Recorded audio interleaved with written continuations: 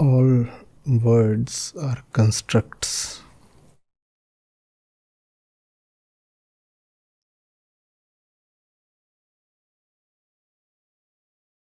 Behind every word is thought, mental activity.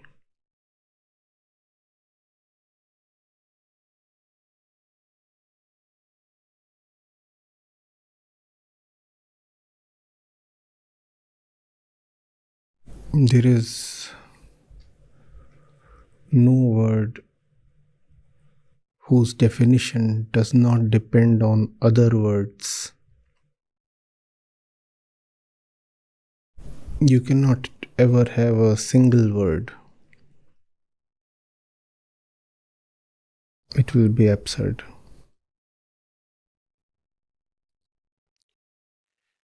That's the problem with concepts,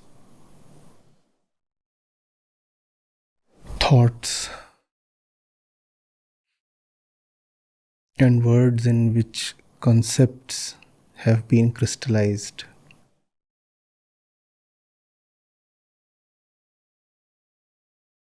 They cannot stand on their own.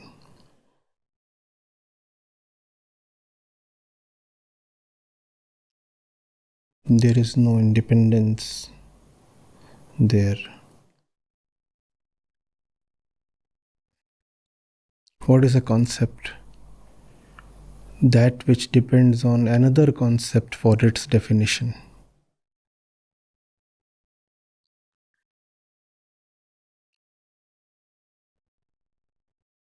What is a word? That which depends on another word. What is a thought? That which depends on another thought.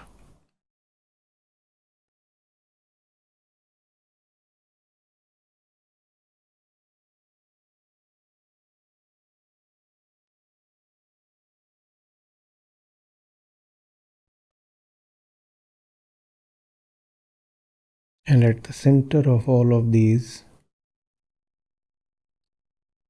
is the I sense.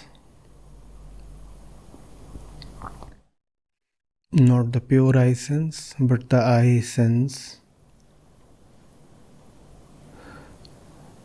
that has gathered itself through sensory experience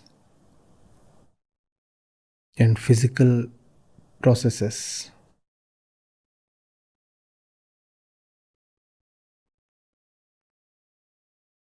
If that be the constitution of the usual I sense, then all thoughts, words, concepts around it will have their origin in just the body.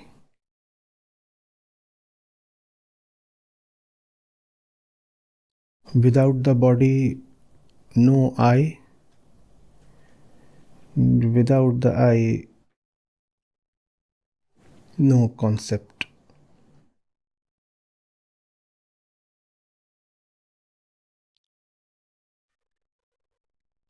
All concepts then become subservient to what the I is composed of.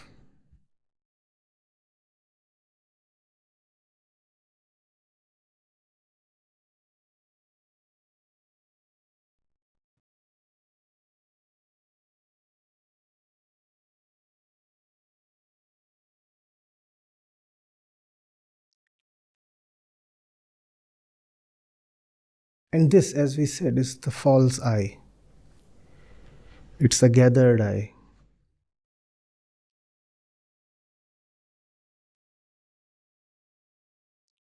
Some of it comes from the body, some of it comes from time,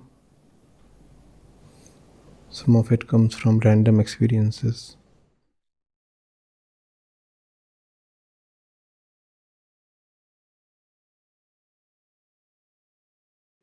all mental activity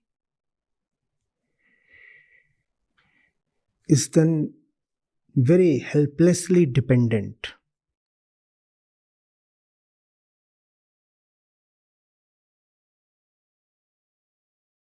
Dependent on the constitution of the false I.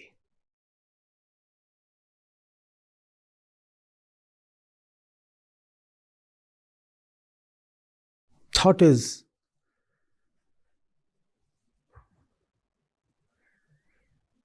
nothing that has a value of its own. We always have chains of thoughts.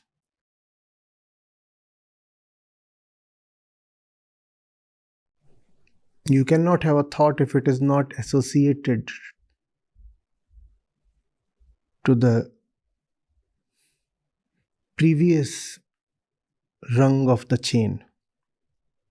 Impossible.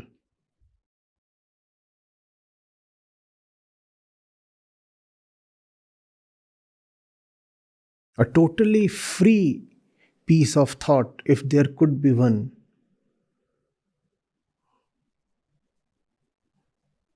would be a ridiculous absurdity.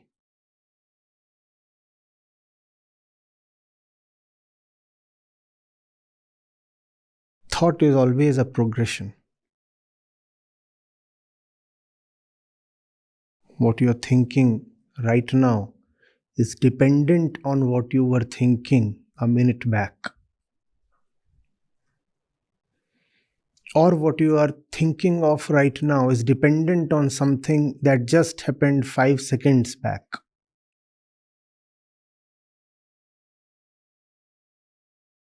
Take both these cases. If thought is dependent on the previous piece of thought, then the previous piece of thought is dependent on the one that came before it.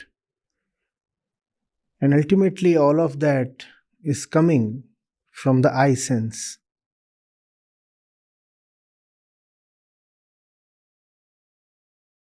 Therefore, thought is existentially tied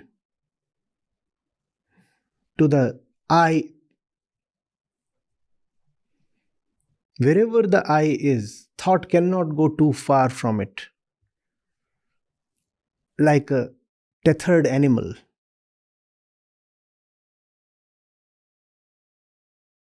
We talk of freedom of thought, don't we? That's a very common phrase. That's like talking about the freedom of the tethered cow. Yes, it can have some freedom.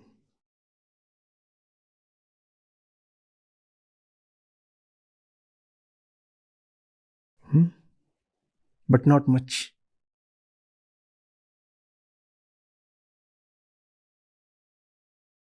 And the center has already decided how far the cow can go. Similarly, the I has already decided how far the thought can go.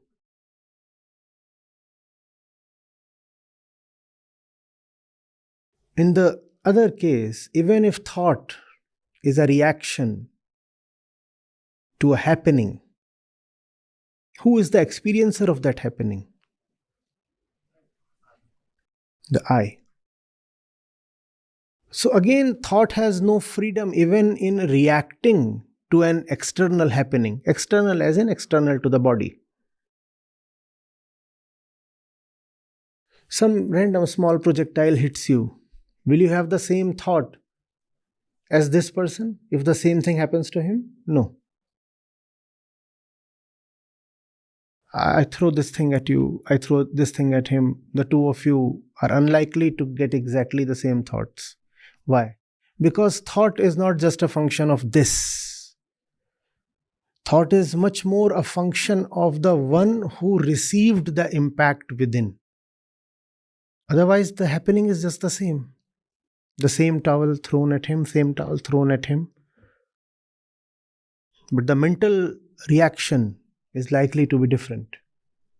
The towel is the same, the reaction is different. Why? Because there is somebody mediating the happening and the reaction. There is a mediator. Who is the mediator?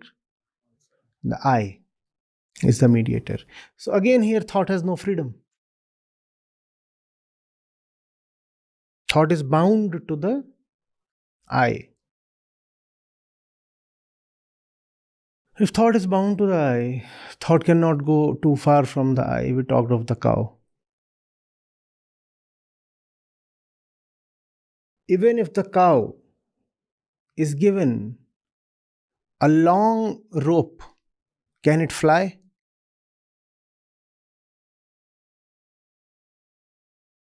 Not possible.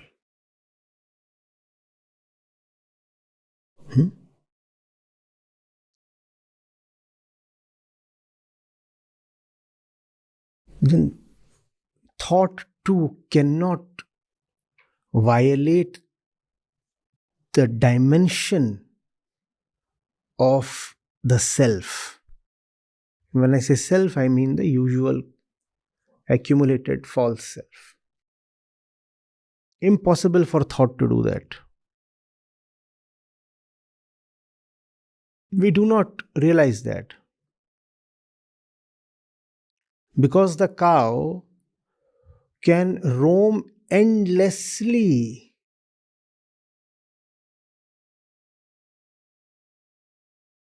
Even while being tethered, we get the false impression that thought has endless freedom. See, isn't the cow able to move continuously? Oh, the cow is just doing circles, going round and round. Yes, there is a lot of movement, but the cow has not reached anywhere. We are unable to appreciate that. What we see is that there is no stopping the cow. Just as there is no stopping the endless thought process. So we get a feeling that the fellow within is free. Free because nobody can stop him. If there is somebody who cannot be stopped by anybody, you get the impression that the fellow is free, no? Similarly, can anybody come and stop your thinking? We think endlessly. We think endlessly. And that gives the impression that thought is free. It's not free. We are doing rounds, not reaching anywhere.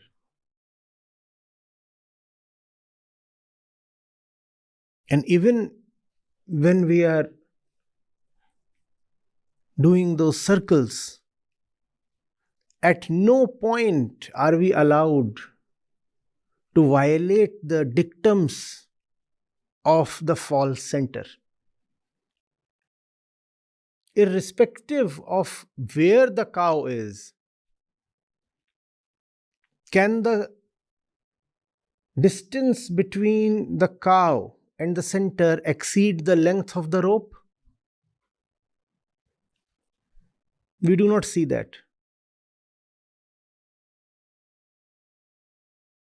Endless movement fools us. We feel we are doing something and that we are free to do something. No, there is no freedom. There is no freedom in thought. Thought is servile, helpless.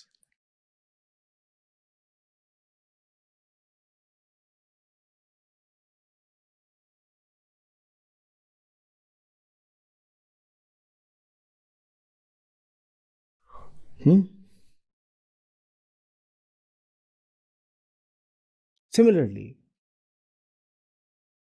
don't you take care of the rope?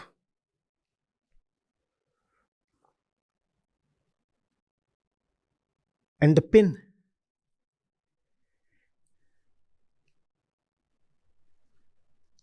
Don't you ensure that the cow is never strong enough to break the rope?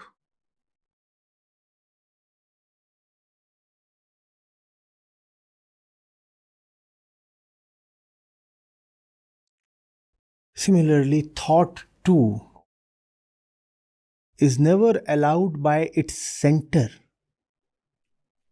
to violate the center itself.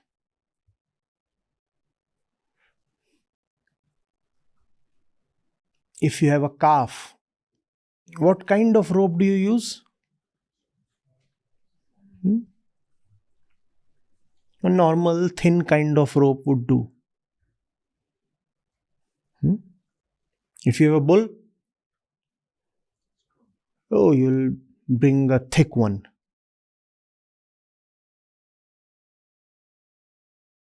What is always ensured is that the animal is never able to get away. The animal should never be able to violate the center of movement, right?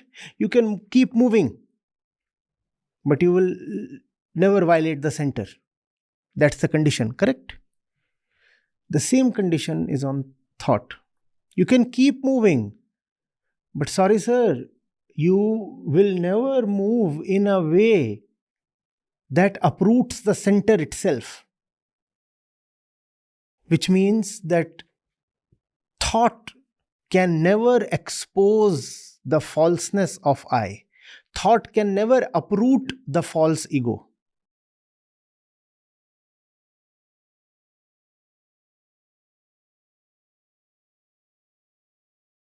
One thing, thought can never break the rope, which means thought is not free. That is the first thing.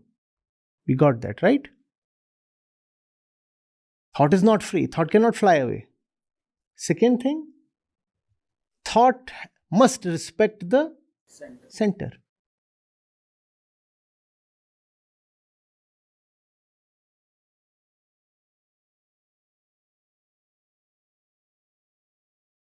No cow is ever allowed to run away with the entire arrangement. Is she? Similarly, thought is never allowed to uproot the ego. That's the arrangement within. Extending the argument, you should write, thought exists to serve the ego, not expose or uproot it.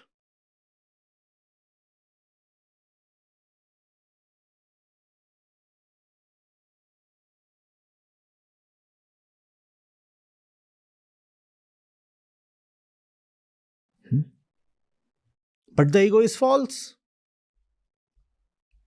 But the ego is false. And thought exists to serve the ego, and the ego is false. So thought exists to serve falseness. We think that by thinking more and more, we'll be able to reach the truth. Sir, thought is designed to never reach the truth.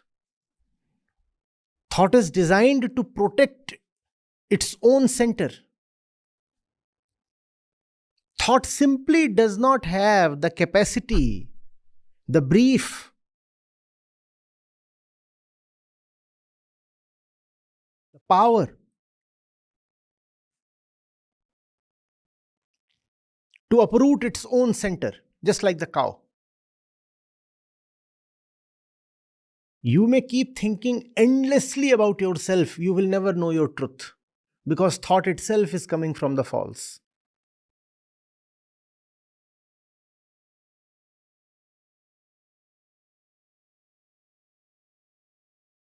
Thought exists to serve its master, the ego. So thought is wonderful. As far as furthering the flimsy superficial interests of the ego is concerned, thought has proven to be wonderful. Thought has proven to be a great servant to the ego. If the ego wants something, if there is a desire that the ego has, not the ultimate desire, desire of the usual kind. If there is a desire that the ego has, we have seen thought is ever ready to please its master and fulfill the master's desire.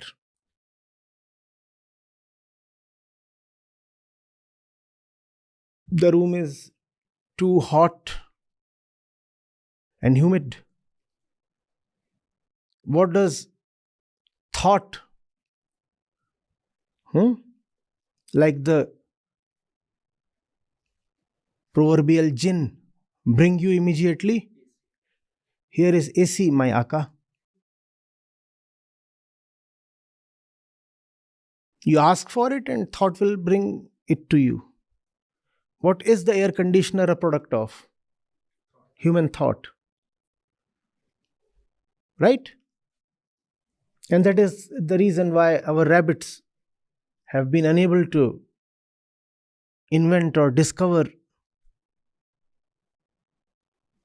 much. Actually, that's an exaggeration. They haven't discovered anything.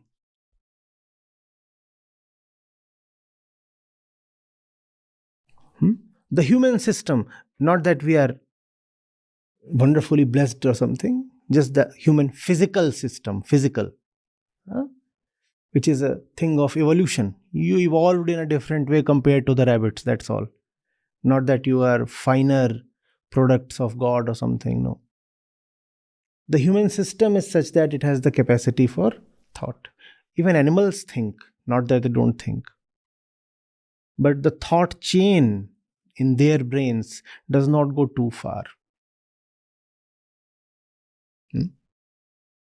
If you read up on that, it is very interesting. Thought becomes more and more productive as its chain elongates. Then you are able to conceptualize and relate this concept with that one. And from that come all philosophy, science, and all the fine things that we relish and consume. Even animals think, but their chain of thought does not go beyond a few pieces. After that, they get confused. So I saw that particular post on the community. There's this cat. And you show one finger to it, and the cat says, I'll bite. And you show 2 fingers, and the cat is, and you show 4 fingers, and the cat is now dumbstruck. What to do? And the fellow said, that's like facing MCQs in the test. 4 of them, and all of them look equally lucrative. Which one to go for? So 1 finger, the cat doesn't have to think much, so she's okay with it. 2, this much her thought process can probably accommodate. So even 2, she is okay. The moment you show 4 fingers, the cat is stupefied.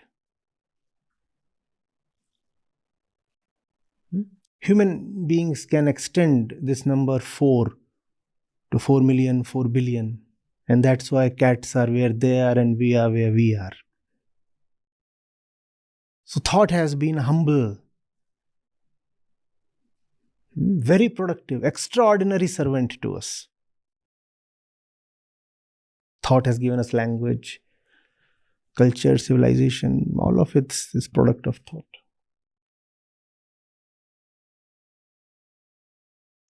But thought cannot give you freedom.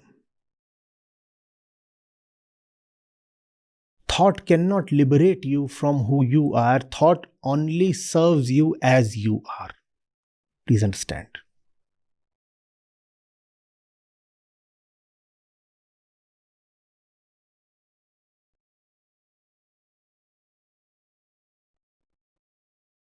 Thought serves you exactly as you are. Even if thought helps you improve, it will help you improve as per your demand. It will not take you beyond yourself.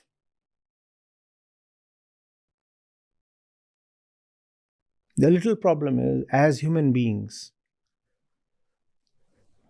we are contented only when we go beyond ourselves. The cat has no such problem. The cat is very fine just being a cat. No human being is fine being a human being.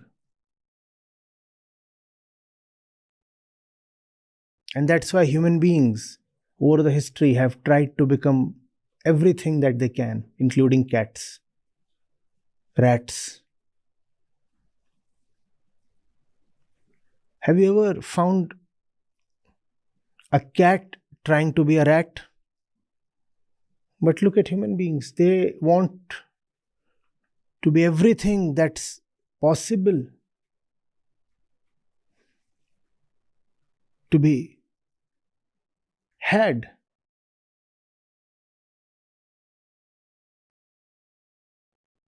And none of that suffices.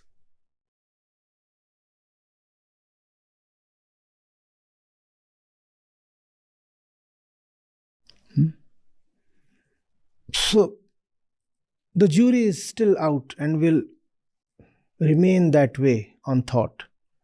What do we call thought? A wonderful servant or a criminal distraction?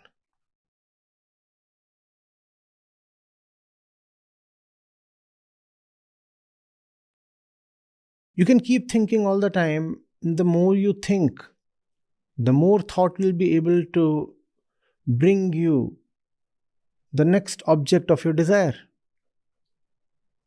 On one hand, that's fulfillment of desire. On the other hand, that's also criminal distraction. Because your time has been taken away. You have been kept in a fool's paradise.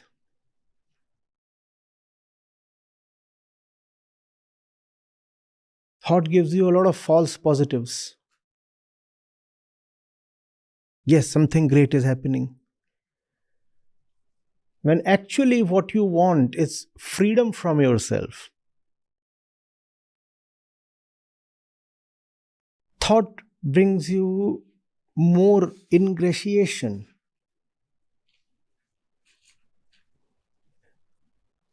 Even as you remain as yourself.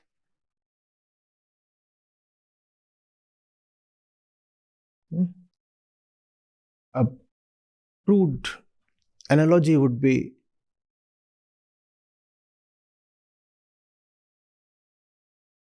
you're sitting at a restaurant.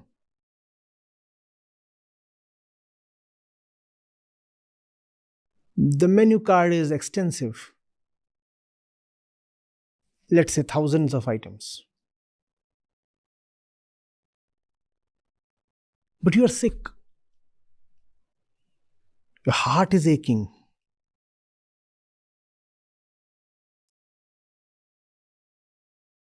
But you are also gluttonous,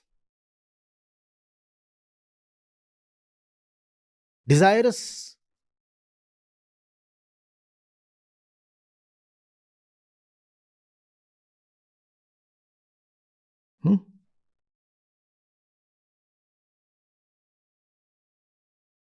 Easily seduced by the goodies of life, like food. There is a heartache. There is something terribly wrong with the core itself.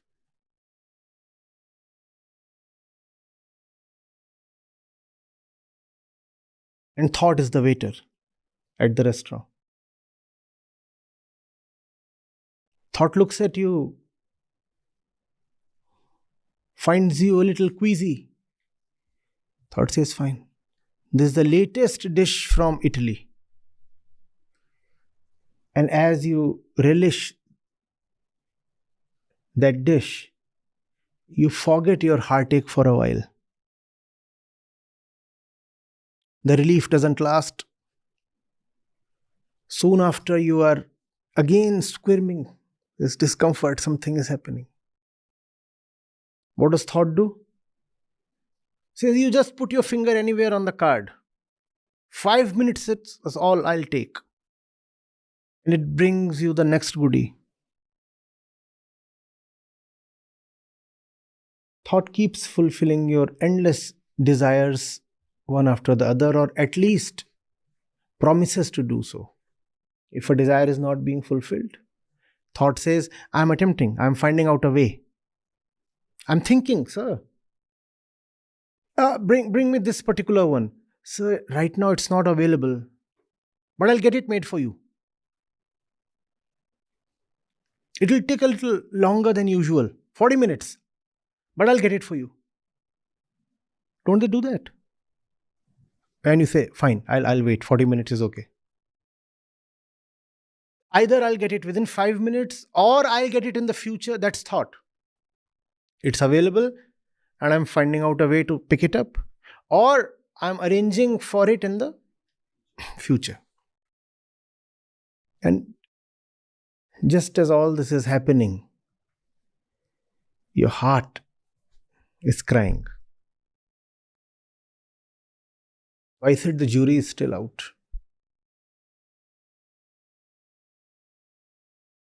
It's possible that the doctor ultimately just sadly shrugs his shoulders and says, too late. Why couldn't you bring him in half an hour earlier?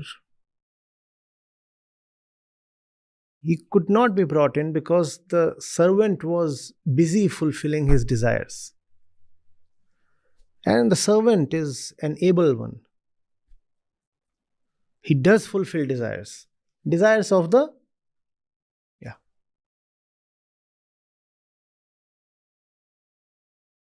Get me a little more seasoning, please. Desires of that nature.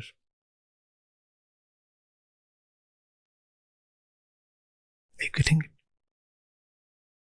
But since thought is skilled at fulfilling desires, or at least attempting to fulfill desires, the ego relies on thought a lot, just as a master relies on a faithful servant. The ego leans on thought heavily. You look at people, I'm thinking, but I thought. I went by my thought. The thought is the minister, the wazir, the prime counselor, the trusted friend of the ego. If there is a problem, I'll consult thought. The bigger problem is thought will never tell you anything beyond yourself. Thought is not meant to change your constitution. In some sense, thought is like your shadow. Depending on the position of the source of light, the shape, etc. of the shadow can change. Nevertheless, the shadow will remain true to the figure, and the shadow will remain tied to the feet. Similarly, thoughts come in all shapes and sizes, but they remain tied to your feet. Where you are, there your thought is. So never say, my thought suggested me this particular action, hence I went ahead. No, thought cannot suggest you anything. Thought suggests to you what you have already suggested to thought. Because the thought is the servant, sir. If thought is telling you something, that something is what you have already told thought. The thought just echoes it back to you. with some garnishing.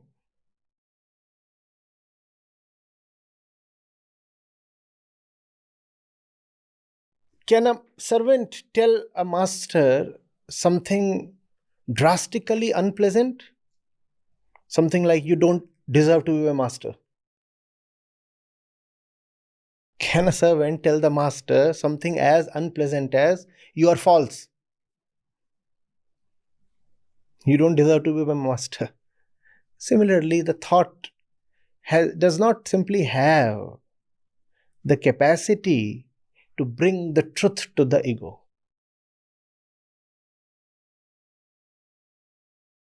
Thought is all right when you want to solve a problem in mathematics. Thought is not all right when you want to live a fulfilled life. To the extent a fulfilled life involves solving problems in mathematics, thought is a useful servant. To the extent our fulfillment depends on temperature control in this room, thought is a useful servant. But we very well know that we are not sitting here to enjoy the right temperature or meticulous climate control. Or is that what brings you here? Huh? So the supreme stupidity then is to refer to thought in central matters of life.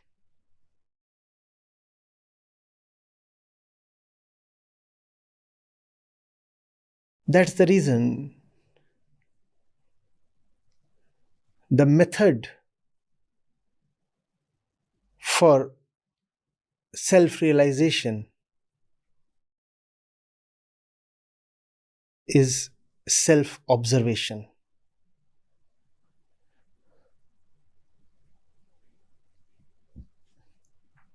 Not thinking about the self.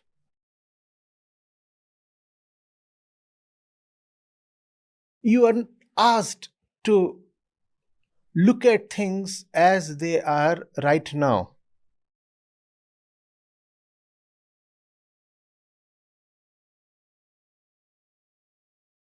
Thinking about events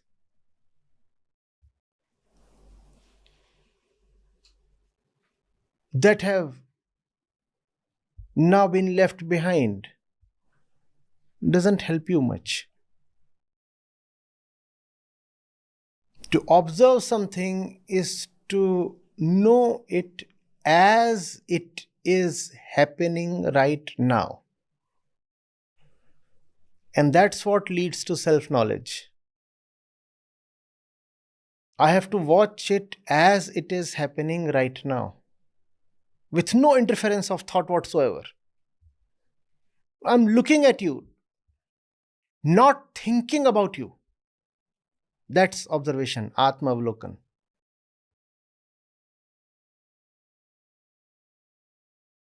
I'm looking directly at you. Instantaneously. Thought would require time, and I would miss the bus. The happening would slip into the past. That's not observation. That's recollection. A lot of us just start recollecting instead of observing.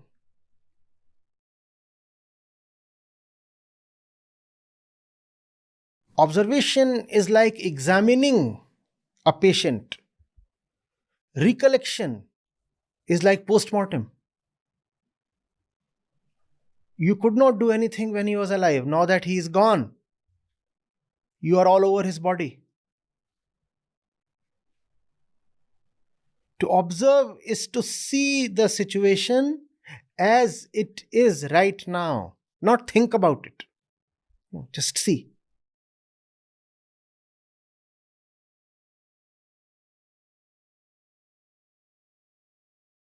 Thought has its rightful place.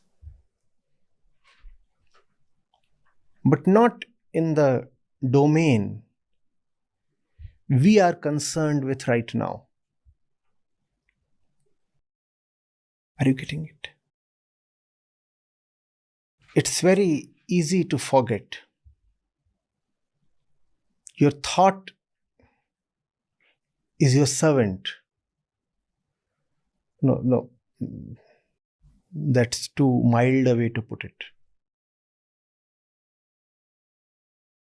Your thought is an idiot's servant. First of all, a servant. On top of that, servant to an idiot. Who is the idiot? How much respect can you give to an idiot's servant? And if you give respect to an idiot's servant, who are you? But just too many of us prefer to go by our thoughts. My viewpoint, my thought. I thought so, mujhe aisa laga. And that's what brings all kinds of nonsense to you.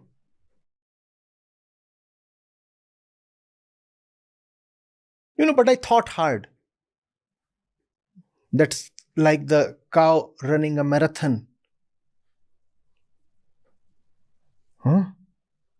Around the center, thinking it to be some stadium.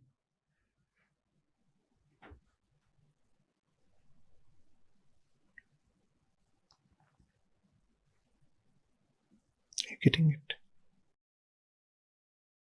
The truth is not something to be attained. It is never distant.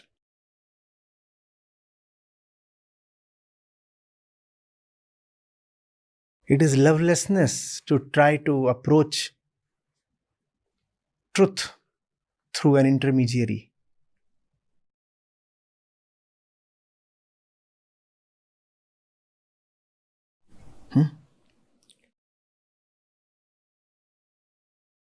Some idiots use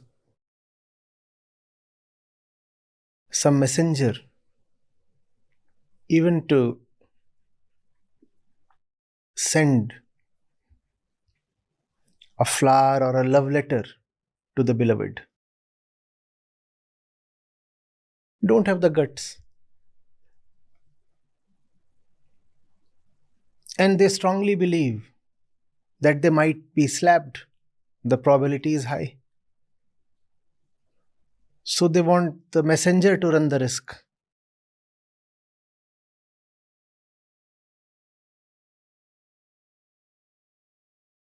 This is a great love affair in which no middleman is allowed.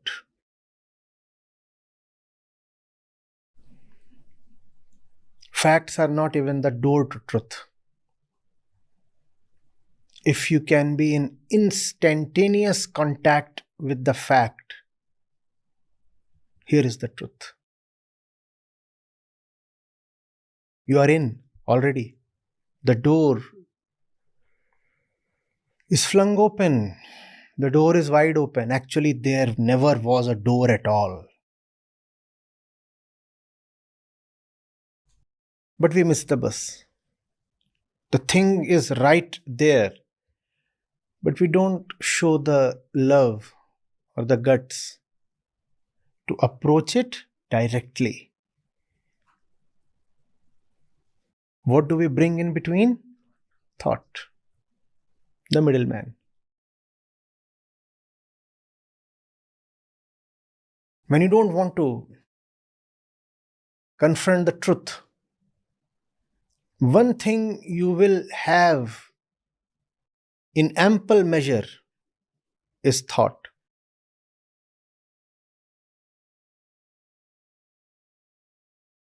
Before every sentence, you will have to think for 5 minutes.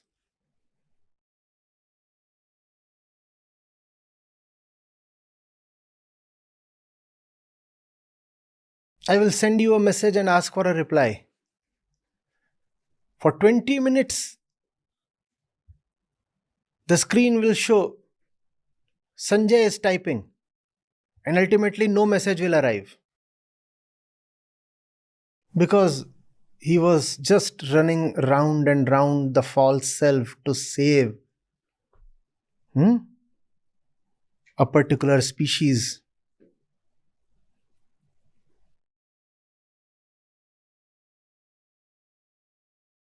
Of quadrupeds.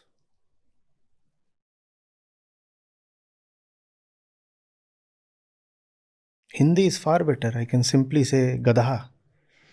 But in English, if I say he was running round and round to save his ass, I mean, Gadha ko bachana is far more decent than saving the ass. Though that's exactly what I want to communicate.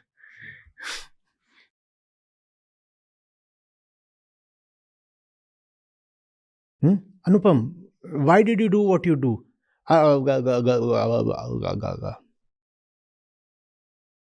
For 3 minutes. First of all, there is invention of language. You can see the entire process of human evolution happening right in front of your eyes.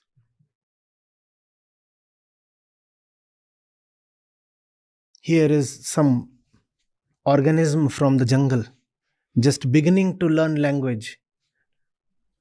Then comes the tribal. He is able to utter a few incoherent words. And then finally, after 3 minutes, comes some reply in a supposedly human language. What is happening? Why can't there be spontaneity? Why? Because there is a lot of thought. Why? Because thought's purpose is to defend its center, which is false. Thought exists to defend falseness. Therefore, wherever you find a lack of spontaneity, you must stand assured that there is a strong attempt to save, defend, and secure the false.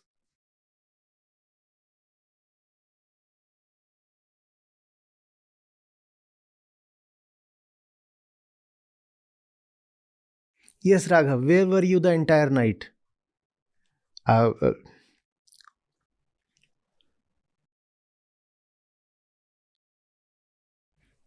The fact can be instantaneously uttered, but stories take time to cook.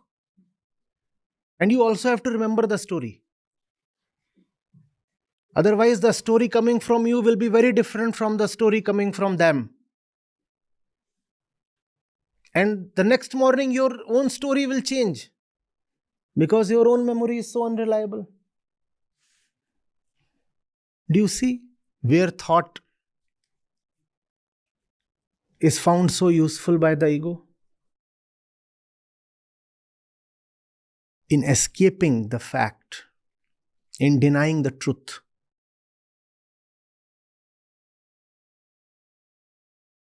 You could extend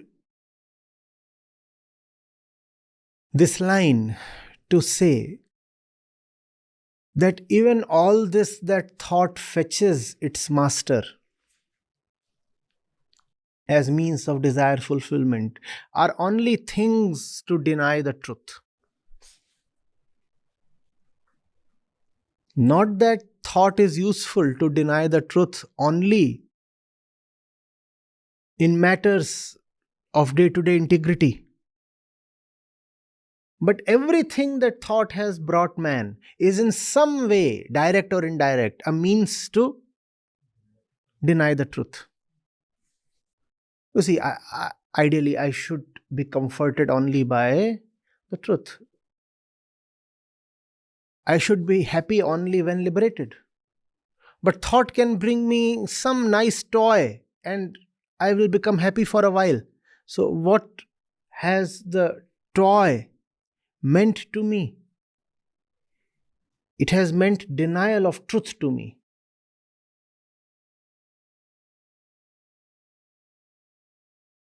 No, we are not saying we should not think. We are examining the entire process of thought. Getting it? Now there can be two possibilities other than thought. Two, not one. We named just one, and that is dangerous. We said there can be courageous, unafraid, instantaneous observation. That's one possibility. That's a beautiful one. But there is another one, which is very dangerous, lower than thought, worse than thought, which is to not to see at all and also not think. You see, in direct observation, there is no need to think because you're seeing in the moment itself without any use of time. Right? Better than that, higher than that. Higher than thought. So if someone is looking at something and then going back to his cave and then retrospectively collecting pieces of information and assimilating them as per his convenience, we said that's just recollection. There is nothing called retrospective observation. That's just recollection. So direct observation is better than recollection. Direct observation is better than having thought as the intermediary. But there is a third and a far worse possibility. What is that? You neither think nor see, you just imagine. No, you don't even recollect. See, even to recollect, there must at least be a photograph. There must at least be an imprint of the present, if not the present itself. The third possibility is I neither saw. Seeing is obviously lost on me, beyond my capacity. I didn't even think. To me, what comes as a dirty substitute to thought, not observation, but belief. I will not think, and that does not mean that I am seeing. I'll not think, I'll just shoot from the hip. And that's called unthinking. That is not thinking transcended.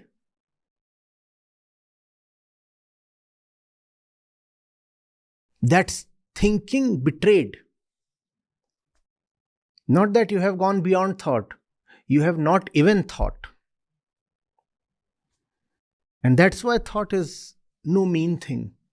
Even thinking is a faculty that the bulk of human beings hardly fully use. Most of us are unthinking people. We don't even think. What do? We imagine. We believe.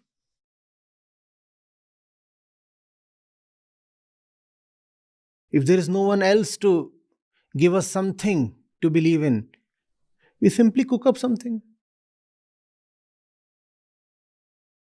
Just cook something up. I'll show you an object you might never have seen. I'll ask you what it is. In usual circumstances, nobody would say that he knows nothing about that object. You will cook something up. Something.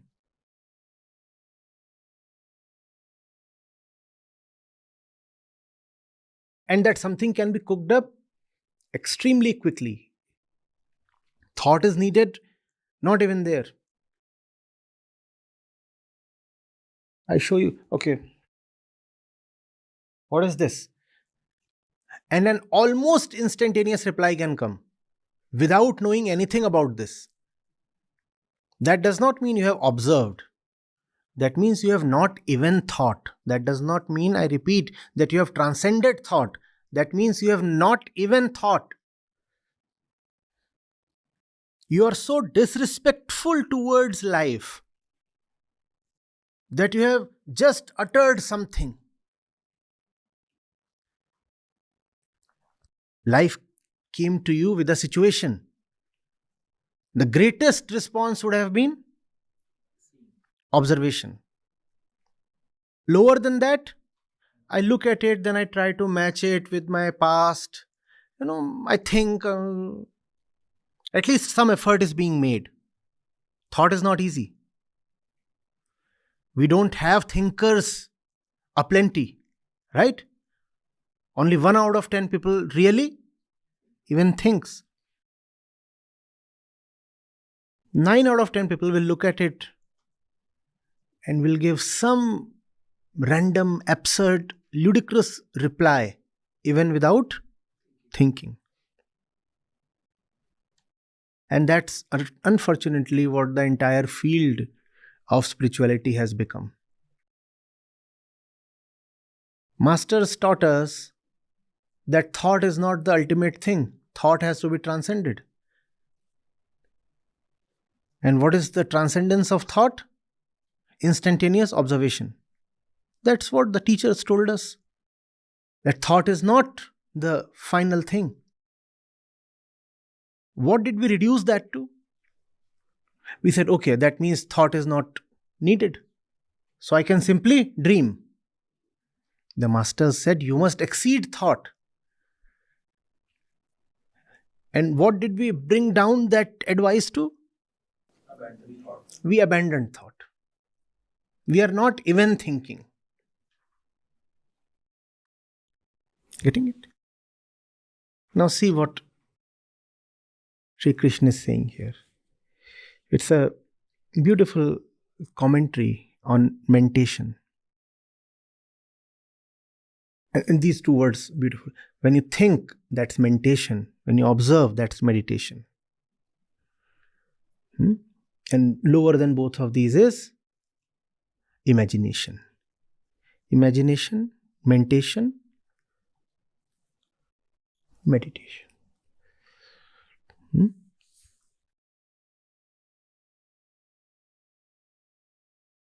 Chapter 2, verse 29.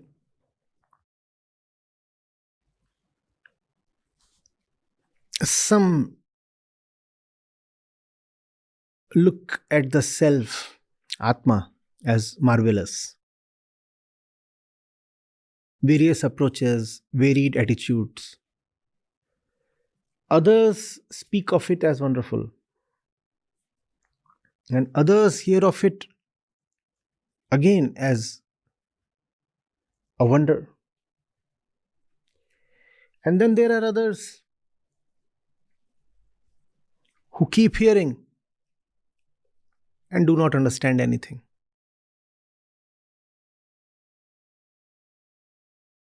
Irrespective of what you say about the truth,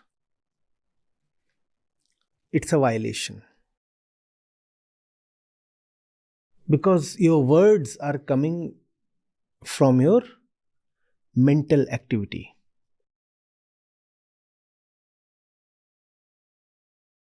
The cow is not to use its time imagining about the lush green forest or the grassy plains. The cow is to exert itself fully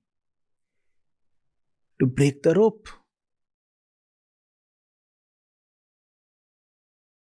Remaining where the cow is, it is extremely dishonest of it, dishonesty towards its own condition.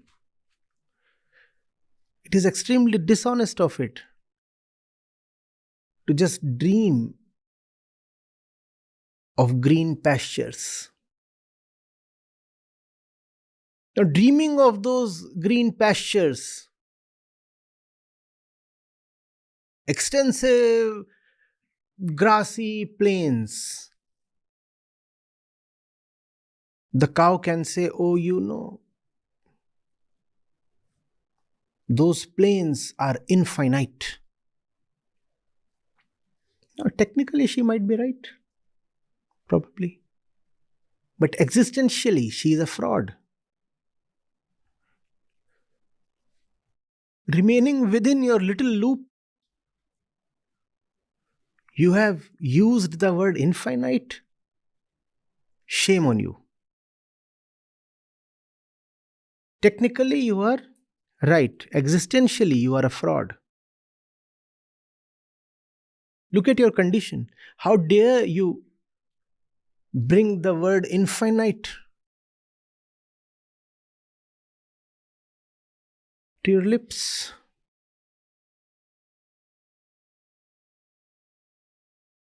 And do words have objective or absolute meanings? No. The meaning of a word is not independent of the one uttering it.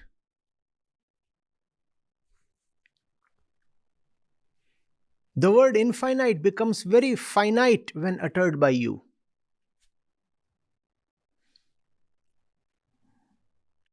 So now, even technically, you are wrong. You have lost it, both existentially and technically. What does a cow, a robed one at that, an enslaved one, know about infinity?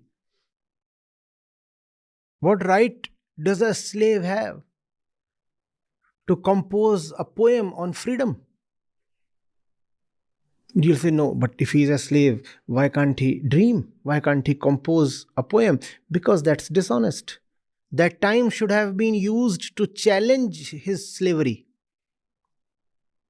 If he took 2 hours composing that poem, that's dishonesty towards his condition.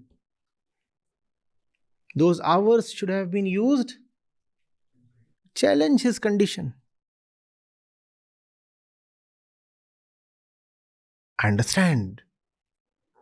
If the fellow has been fighting hard for freedom the entire week, and on the weekend for 2 hours he composes a poem, that might be possible. I understand that. But what about those who make no attempt to be free but keep singing of freedom? Those who keep themselves limited in all ways possible, make no effort to challenge their limits, but keep tossing words like unlimited and limitless, as if those words come for free. I'm asking, is that not an existential fraud?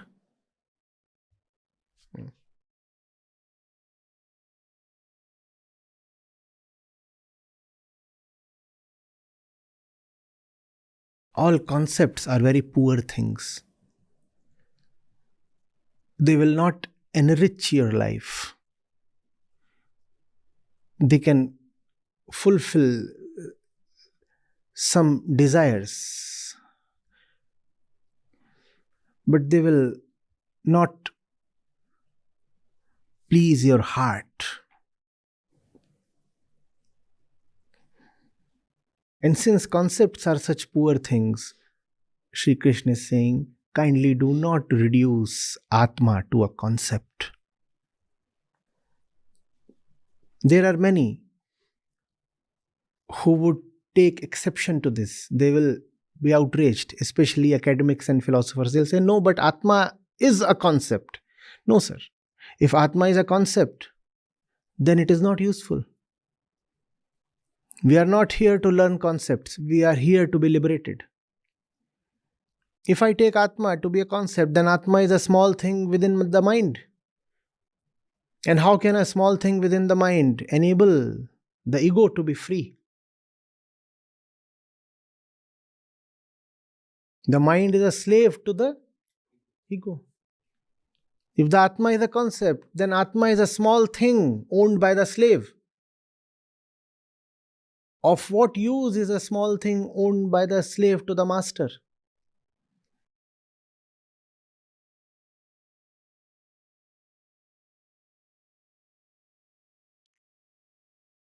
Academically, therefore, even if Brahma, Atman are concepts, to you they should not be. If they are concepts, then you will come up with a definition, won't you? Is there any concept that cannot be defined or expanded? The moment you come up with a definition, the game is over for you.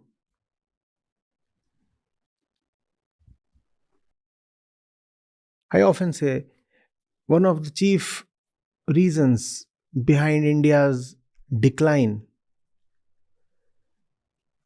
over the last 1200 years has been the abuse of the word Atma.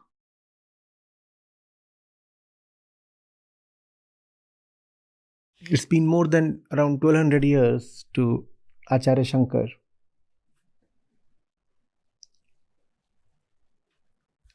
And he very clearly, very sharply, very unambiguously brought out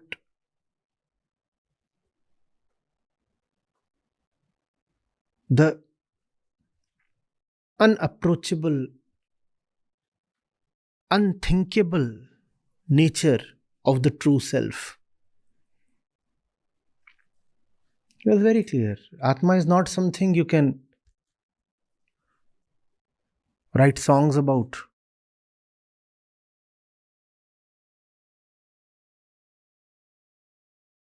Create stories, imagine fancies. No, it was very clear.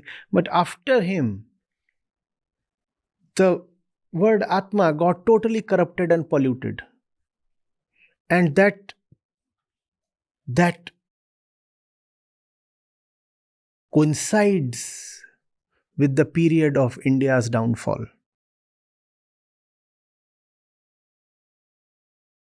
Please see. Exactly the period where India messed up with Atma is the period of India's decline. Because India came up with the highest, it's the most. All philosophy stops there. The unknowable, the unspeakable, the unthinkable. Full stop. And then we regressed. After the summit came the fall.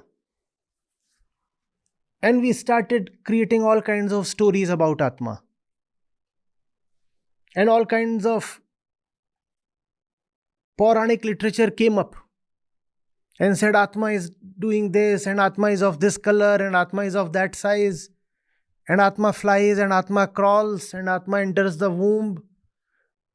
And some of these great, so-called great philosophers also said that some Atmas, of course, there are as many Atmas as there are people. Some Atmas are condemned to eternal suffering. Not that everyone is even qualified for liberation. Some Atmas are so evil that they are meant to suffer eternally. All this kind of nonsense about Atma was peddled, and that was taken as commentary on Vedant.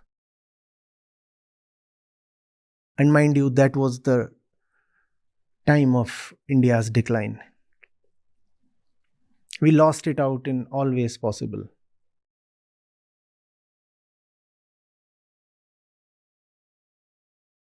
How can you be excused?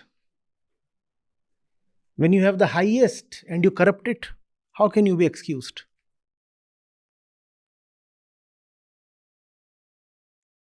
Atma gets stained by your karmas. Atma shrinks, Atma expands. And these people kept waxing eloquent on the Atma endlessly.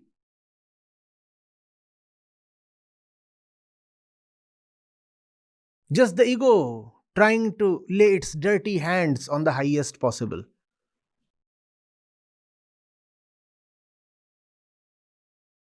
If somebody asks you, can you give one one and only one central reason behind India's decline. Say the people who corrupted Atma, they are the ones responsible. If there is this Atma, then there is Paramatma, then there is Jivatma. Chaos of all kinds. And side by side, they also kept saying Atma is immortal.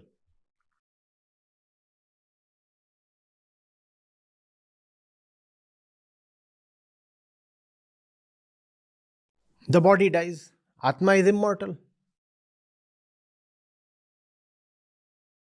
If Atma is immortal, what is this thing that you talk of as flying from body to body and being barbecued in hell?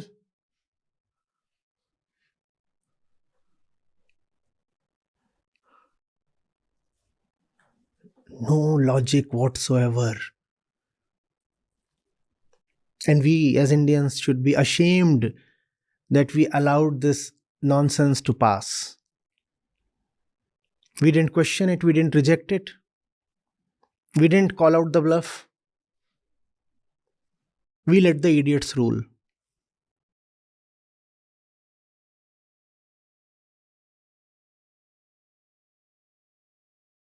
Even today, Atma has become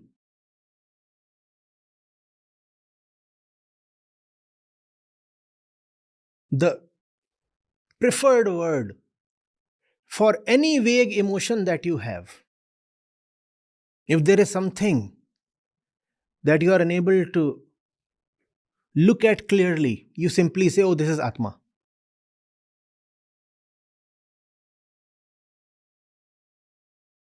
Evolution has gifted every organism with intuition. If you just intuitively feel something, you say, oh, it is coming from Atma.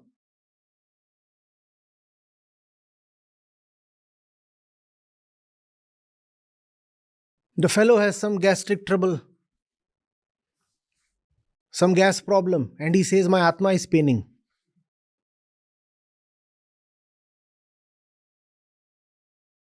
We keep writing these things and we don't even ask what is going on. Bhagwan unki Atma ko apne charanon mein sthan de. What is this? What are you uttering?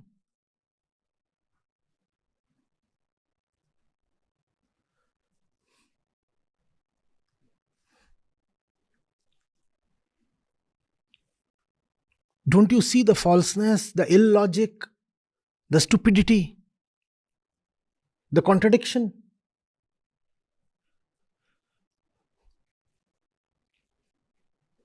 It goes on and on.